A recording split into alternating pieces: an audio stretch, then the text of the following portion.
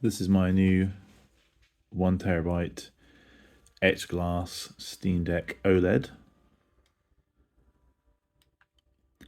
Now, sort of guide you on a few of my early impressions of this device.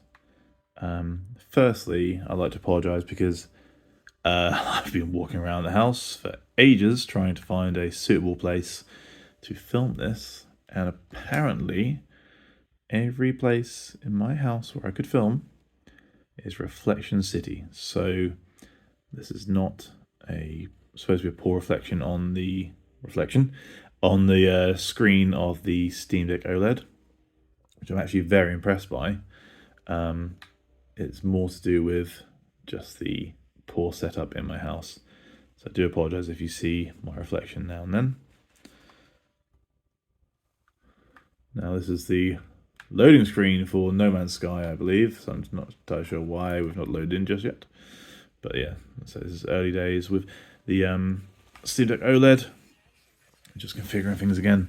So, very early in the game here. A few early impressions I can say. So, for example, I'm not sure how well the screen is coming across in this video, but I am very impressed by the screen. It's quite a vibrant scene here, and the colours really do pop out to me in person. I'm not sure whether it's carried out quite so well on the camera. And a couple of important things. I mentioned in my short yesterday that I wasn't expecting to notice the weight difference in between the Steam Deck LCD, which I've had and played every day for the last year, and the Steam Deck OLED. I wasn't expecting to notice a weight difference. I realised that there's approximately a 40 gram, I believe it is, which is like a large pack of crisps difference. I say large, like a grab bag as they call them. A regular size pack of crisps. A tiny pack of crisps for a man of my size.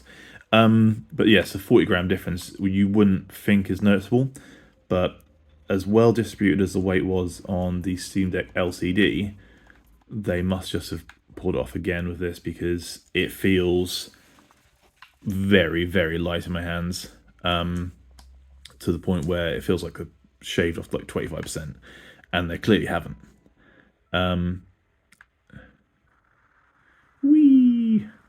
The reason I'm wandering around is because essentially I've played this game for about 45 minutes a year ago when I first installed it, and it's a decent enough game. It's just I'm not sure if I enjoy games where you craft, and early on they seemed to have a lot of crafting. I was under the impression there'd be a lot of interesting exploration, but it just seemed to be a lot of crafting, and maybe that's just part of the tutorial. But yeah, either way, I'm not entirely sure what I'm doing right now. I'm just wandering around. Hopefully, whilst I talk, you'll be able to see some interesting idea about the colour, as long as I don't die immediately, which it looks like I'm about to do because I'm clearly walking into some kind of irradiated area. Yes, so a couple of things. As I say, the weight of the device feels considerably lighter, even though on paper it really shouldn't feel that much lighter. So it's just probably just better weighted in your hand. Also, I've noticed something with, so I always have on the performance overlay, I have the second performance overlay. So obviously you've got 0, it's nothing. 1 tells you what your frames per second is, which is, it's interesting enough. I always have on 2 because I find that 2 doesn't actually impinge on my the immersive nature of the screen of the game. To me, I feel that you get enough information there without it really impacting on what you can focus on. So, for example, your frames, your CPU percentage, GPU percentage, RAM, VRAM, battery. Now, correct me if I'm wrong, it may just be because I just haven't played the LCD for a whole week. I'm not sure that you used to previously have the battery hours and minutes remaining in this top corner. I know that you normally just bring up the battery by going, oh, there we go. But yeah, the actual battery time remaining interestingly, battery time remaining differs between here and here. So this readout here is currently saying I've got 4 hours and 22 minutes left. This readout here is saying I've got 4 hours and 2 minutes. And that may, of course, just be by opening the menu. But you think opening the menu would perhaps, I don't know, increase the battery life because you're not actually doing anything in the game? Or it could decrease the battery life because you bring up an additional thing for it to process.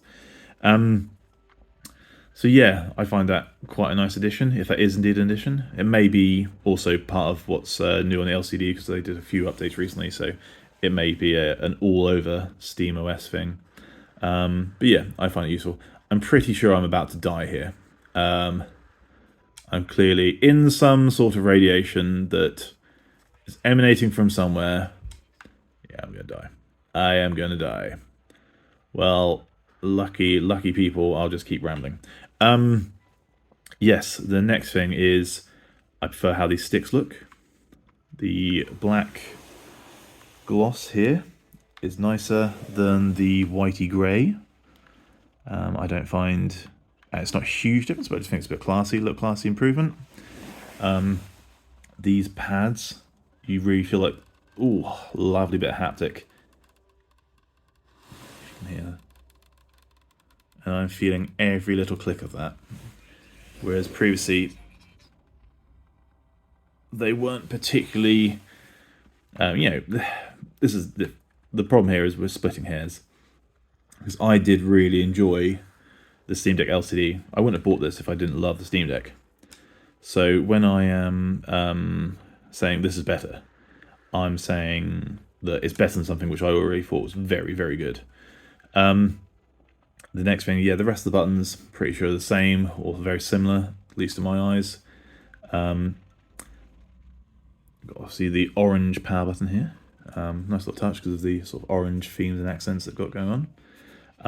Now this is the etched glass display. Just go back to the whole point of this device is it's the OLED. I love how the colours are shown. I don't have the best eyesight in the world, so whereas a lot of people were saying, haters were saying that the LCD Steam Deck looks terrible and absolute dirt and murky and muddy and all that sort of stuff, I never really had a massive problem with it myself, but I can appreciate this is much better. That said, the reason I bought this wasn't solely down to the OLED. In fact, it probably wasn't hugely decided by the OLED. It was a combination of the factors. OLED was interesting to me. The increased battery size and battery life, which is up to 50% better, they've been promising, which from my initial playing last night and today seems to be the case. I mean, we're talking 4.5 hours here on a fairly demanding, fairly recent game. I know this came out on PS3, but with all the updates it's had, it's regular update. It's not just been left since PS3 days. It's oh, I'm dead. How unpredictable. Oh, there's a nice little. Oh yeah, I do enjoy a bit of Dune. Yeah. So this is a fairly demanding game for the Steam Deck to run, and we're talking 4 and a bit hours. It's not the most demanding, obviously. It's not 7 Remake or anything like that. But it's not easy. It's not a terrible ancient game to run. And I was playing Persona 4 Golden yesterday, which with my sort of medium settings on it, I expect about 7 or 8 hours now. So essentially, for me, I enjoy using the deck away from an outlet because, why would you want to use an outlet? That's the whole point of these sort of devices. And it just lasts longer and less anxiety. And for example, if you're traveling on a flight, you're not going to need to plug it in multiple times. If you're not playing the latest and greatest brand new AAA title, you're going to notice a significant battery increase. So the OLED was a factor for me. The battery increase was a factor. And also, for myself, I went with the 256 gig Steam Deck LCD. I had the option of the 512, but 18 months ago, I think it was, maybe perhaps even 2 years ago when I made my order. I thought, yeah, I don't need that, 256 gigs, 512. It doesn't make a huge amount of difference. I'll just get myself a big SD card. It transpired that having 256 gigs internal was a pain for me, even though I've got a 512 gig card and I've got a 1 terabyte coming soon now that they've actually started shifting them for a little bit less. That internal 256 just isn't enough. At least that, obviously, you've got the games you play regularly, and it is enough for. I think I had 12 PC games of different sizes on it, but those are the ones I was playing fairly regularly. But there's things like Final Fantasy 15, Witcher 3, and Red Dead Redemption 2, which I've completed all those games. I don't need to play them. But I like to just go on for a little bash, once a month for half an hour, just to remind myself how much I enjoyed their open worlds.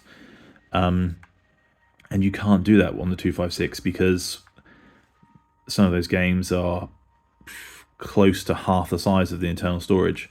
It's not, you can do that. When I say you can't, it's not practical to have 100 gigabyte games on a 256 gigabyte device, even if you are using the micro SD.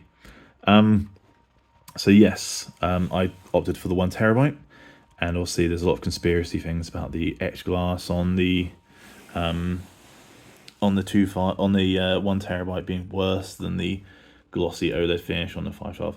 I personally think that this picture is rather lovely, and if you get very close to it, which won't come out very well on my camera, it has a very impressive. Oh, and I'm dead again. And who's the quote by this time? Oh, I'm not well read enough to know this chap. Yes. There are times where the image does appear. Whoops.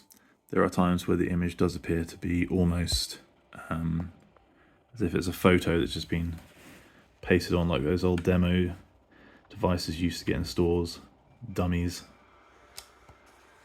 It would be nice if I could find somewhere where I'm not about to die constantly, so I could show a different side of the graphics. Let's see if I can find a different game. But yeah, that's my initial thoughts of the device. I enjoy the screen. I enjoy the extended battery life more. I like that I can notice a weight difference. And basically everything that I loved is better, and everything that could have been better is much better. Yeah, thanks for watching.